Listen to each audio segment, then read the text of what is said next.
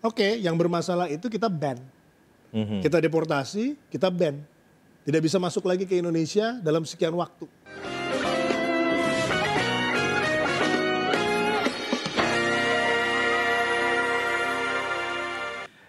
Konspirasi Prabu kembali ke hadapan Anda. Nah, sekarang Ayah tadi mau tanya apa? Potensi penyalahgunaan Golden Visa nih Mas Dirjen. Banyak yang di sosmed tuh banyak yang bilang, wah ini nanti banyak yang masuk ke Indonesia cucian uang lagi nih kalau gara-gara ada Golden Visa nggak ke negara lain. Itu sebenarnya gimana sih?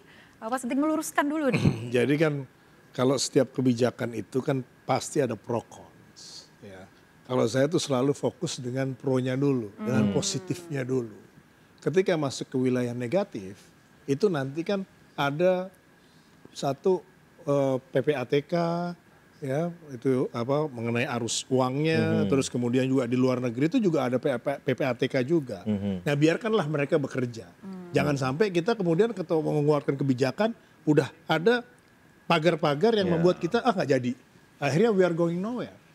Nah kalau kita nggak kemana-mana, akhirnya apa? Negara tidak mendapatkan manfaat. Setuju. Kan gitu. Jadi lakukan dulu aja. Lakukan dulu aja Nanti kalau ya. ada apa-apa kan memang ada tugasnya masing-masing, ada kepolisian, ada PPATK dan macam-macam. Wah, ini keren banget Mas Dirjen, udah lama, udah baru bentar dari Dirjen. Sebelumnya kan bukan di Switch-nya bagian. cepet banget, dari Switch-nya cepet sebelumnya banget. Dirut jadi ini ya Dirjen. Iya. Udah beda jawaban. Gimana kalau Mas Prabu Jawaban mengikuti? eselon 1. Beda ya. Yuk sekarang kita masuk ke pertanyaan dari netizen ya terkait seorang Silmi Karim. Ada apa saja? Kita buka saja di layar teman-teman. Nanti kita biarkan lihat di sebelah Mas sana. Dirjen memilih. Ini ada Pertanyaan nomor berapa? 6 nomor yang Mas Dirjen bisa pilih. Mulai Nomor dari nomor berapa? Kenapa nomor 5? Tanya dulu kenapa nomor 5? Pancasila. Oh Pancasila. Wah, baru aja kemarin. Apa? Bacain. Pak Silmi kalau keluar negeri harus pakai visa juga atau bebas terabas aja nih? Tergantung negaranya. Jadi paling enggak begini. Saya berusaha untuk melakukan negosiasi untuk juga Indonesia bisa tidak menggunakan visa. Makanya untuk kebijakan visa ke Indonesia itu harus masuk ke dalam 3 kriteria. Resiprokal, kemudian manfaat buat Indonesia dan keamanan. Kenapa resiprokal penting? Karena kalau kita ke sana harus pakai visa, mereka ke sini juga harus pakai visa. Penting, itu harga diri. Harga diri. Ya Pride kan? kita Benar ya. itu pride. Saya setuju tuh di bagian itu, benar. Jadi untuk mewujudkan kekuatan paspor Indonesia bisa masuk bebas, ya kita juga mulai. Iya, setuju, setuju. Resiprokal. Salaman, di sini salaman, benar. Terus yang kedua tadi apa? Manfaat ekonomi. Manfaat ekonomi. Karena kan selain resiprokal juga ada manfaat dong. Boleh dong kita pilih. Iya. Kemudian yang ketiga keamanan. Kan ada juga negara yang memberikan kita bebas visa, tetapi mungkin berbahaya. Karena drugs, karena apa ya kita pagerin dulu Lihat gitu dulu, kan. oke. Jadi selain resiprokal ada barrier lagi. Resiprokal aja nggak cukup. Iya. Gitu jawabannya. Gitu jawabannya keren ya. Oke lanjut. Kita pilih kasih 4 kesempatan ya. Yang kedua nomor berapa? Nomor 1. Kenapa nomor 1? Nanya lagi dong. Karena kan kita Indonesia harus jadi yang paling top. Wah, Saya juga suka nomor 1. Bentar lagi kampanye soal ini pasti. Oke, ini next Pak, kalau mau bayar paspor biar cepat jadi bayar 1 juta, berarti sebenarnya bisa cepat dong aslinya Pak. Kan gini, di luar negeri ya itu bikin paspor, even di negara Eropa seperti Jerman bisa 4 sampai 6 minggu. Di Indonesia cuma 3 hari. Nah, jadi itu udah top lah. Saya ke Jepang itu juga. Nah, tapi kan ada orang yang urgent, ya sakit atau kemudian dia harus keluar negeri, ya mendadakan, ya. Nah, atau yang baru sadar pasportnya rusak juga harus pergi keluar, harus pergi keluar negeri. Nah, kita beri ruang, ya. Ada yang cepat juga, gitu. Tetapi kalau semuanya menjadi cepat, itu kan ada faktor produksi juga. Sehari itu kan ada kapasitasnya. Tahu nggak sebulan itu berapa sekarang? Sekarang itu 400.000 orang paspor. Permohonannya itu 2 kali lebih besar dari sebelum pandemi. Saya pikir untuk di awal-awal aja, karena banyak yang waktu pandemi itu habis.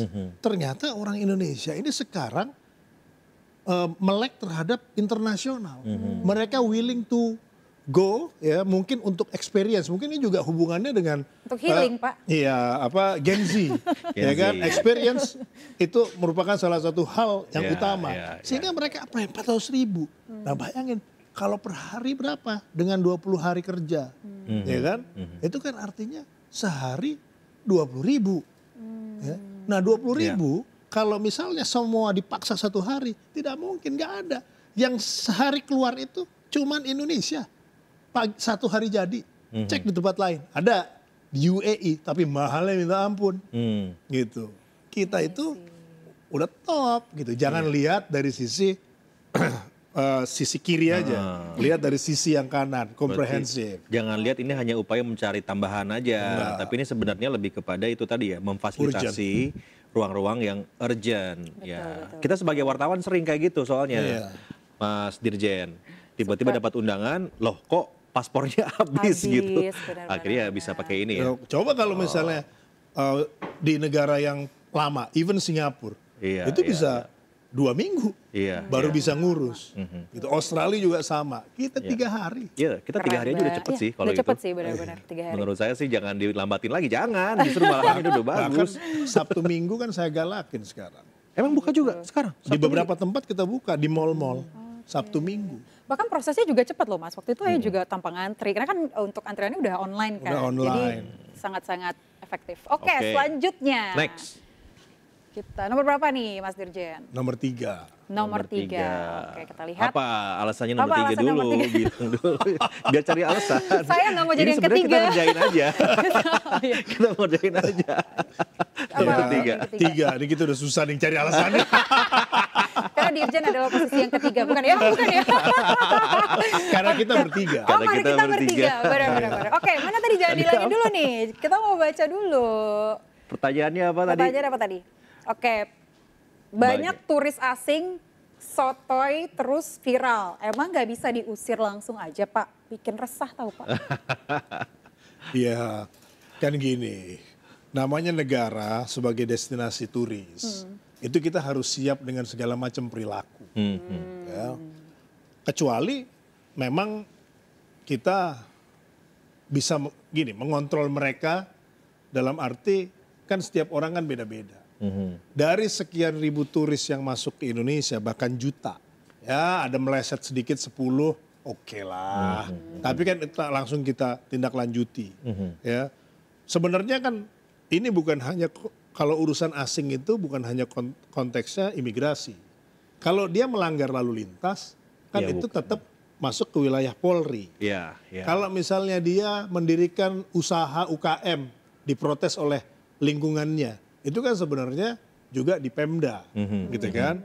Nah kalau misalnya dia melakukan tindakan yang secara norma, ya tidak baik, nah itu kan juga kita harus menindaklanjutinya, tetapi juga ada dasar laporannya, gitu kan. Ada prosedur. Ada prosedurnya.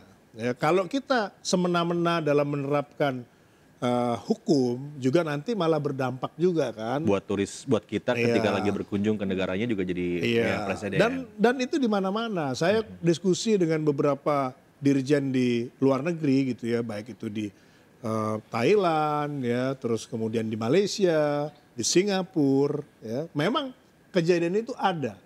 Ya. Tetapi ya tentunya kita harus sikapi dengan baik ya. Nah, kalau saya sekarang lebih pada gini. Oke, yang bermasalah itu kita ban. Kita deportasi, kita ban. Tidak bisa masuk lagi ke Indonesia dalam sekian waktu. Gitu, tergantung daripada kesalahannya. Kalau memang sudah tidak tertolong, seumur hidup kita ban. Jadi ada upaya ban sebetulnya ya dari imigrasi sendiri terhadap. Dan juga kita harus sosialisasi. Makanya kita sosialisasi apa yang mereka bisa lakukan dan apa yang tidak. Do and don'ts-nya kita dorong gitu. Jadi setiap turis asing masuk ke Indonesia, di Bali khususnya, kita kasih informasi kaitan dengan yang boleh dan yang tidak. Ya tetapi namanya orang nakal mah ada aja lah. Nggak ditambah lagi sekarang kan karena zamannya sosmed, jadinya Lebih persepsinya Jadi lebih terlalu viral dan macam-macam. Sekarang ini kan udah sangat menurun ya. Maksud saya dibandingkan yang dulu. Ya, dan kemudian kalau kita bandingkan dengan berapa yang masuk, kayak di Bali itu sehari itu masuk 20.000. Sehari 20.000 turis. Kalau satu bulan itu kali 30, berarti kan 600.000. sekitar 600.000. Nah, kalau meleset, anggaplah 10 misalnya dalam satu bulan itu. Masih berapa persen ya? Aduh, Kecil sekali. 0,000 lah. Ya masalahnya viralnya itu loh. Karena kalau turis yang baik mah nggak akan dapat expose viral. yang viral kan Cuma yang aneh-aneh. Namanya gitu juga loh. sekarang udah zaman teknologi. Iya, Dan iya, nggak kayaknya apa-apa. orang Indonesia persepsinya adalah kalau viral dibantu. Yang penting kan gitu. sebenarnya kan kita dapat informasi bahwa yang seperti itu kan di ban. Ada upaya hukum juga dari Dan kita. deportasi begitu ya, selalu, dideportasi. bahkan ada yang waktu itu ngeludah di tempat beribadah. Ibadah. Kita cari, dapat deportasi. Begitu. Kayak gitu-gitunya cepet lah. Ya, Karena saya juga kasih target kepada kepala kantor, ya kan itu masing-masing ada wilayahnya. Ya. Itu. Mereka juga melek terhadap sosial media, ya tanpa harus diperintah, mereka Jalan langsung sendiri. upaya. Gitu. Mantap Dan itu. berkoordinasi juga dengan institusi terkait. Masyarakat Apakah- juga bisa lapor ya? Bisa, Mas Dirjen, masyarakat ya? bisa Oke. lapor. Baik, keren. Oke, kalau Satu begitu lagi. kita ke pertanyaan terakhir dari netizen sebelah sana. Nomor berapa nih Mas Dirjen? Nggak lagi bingung cari alasannya sebenarnya. Oh, gitu. Cari angka yang alasannya saya Nomor 2 deh, nomor 2. nomor 2. Oh. Oke, kenapa Ayo nomor dong. 2? Ya, karena saya memang senang berduaan dengan Mas Prabu. Oh. Itu kayak dusta Kira- itu. Kira, Tadi kita mau alihkan, cuma bentar salah. kirain nggak mau diduain. Salah ya. Oke, ini yang terakhir. Apa, Kenapa Jo? kalau paspor hilang harus bayar denda sih Pak? Udah jatuh ketipa tangga gitu loh Pak. Makanya sebenarnya paspor itu kan dokumen negara. Iya. Ya, harus dijaga. Nah tuh. Bahayanya kalau hilang itu bisa digunakan oleh orang lain untuk Kejahatan. kejahatan. Ya namanya dokumen penting ya, tempat melintas, tempat apa dan lain sebagainya, itu harus dijaga dengan baik. Gitu. Jadi supaya lebih tertib lagi dalam menyimpan paspor. Tapi juga kalau alasannya kayak misalnya kebakaran kalau kayak gitu enggak kan ya Mas Dirjen ya? Atau Ya itu kan rusak. Ya hilang, rusak, ya itu Oke. termasuk ke dalam kategori Hilang. mengganti paspor? mengganti. Oh oke. Iya, iya. Ya, Karena make paspor sense yang juga. lamanya kan harus kita ambil, kita atau kita potong, kita kasih lagi. Ya, Ya, ya. jadi pemirsa ini harus hati-hati ya menjaga dokumen negara sama kayak akte gitu juga ijazahnya juga. Jadi harus dijaga baik-baik. Kayak jaga hati aja. Kalau hilang kan juga bahaya. Betul. Oke. Masih ada Oke. waktunya atau sudah Kita selesai? sepertinya Ya. sudah cukup ya Mas Prabu ya, udah banyak banget tadi terjawab, rasa-rasa penasaran netizen juga, tentang Golden Visa juga. Jadi Thank you banget Mas Dirjen sudah main ke Sama-sama Konspirasi sudah Prabu. mengundang, ya, Jadi dan kita kita bisa tahu sharing. bahwa saya tidak harus dapat golden visa tapi apa silver hair visa. Silver Hair Visa. Tujuannya mana? Tujuannya ya? mana ya? Ke hatimu. Wah, nggak ada. Ke hatimu. Udah Waduh. penuh. Oke baik. Lama-lama kalau kelamaan keluar dia asli. Makanya perlu disudahi ini. Perlu disudahin deh. Kalau gitu ya udah. Oke pemirsa, itu tadi perbincangan kita dengan Dirjen Imigrasi Mas Silmi Karim.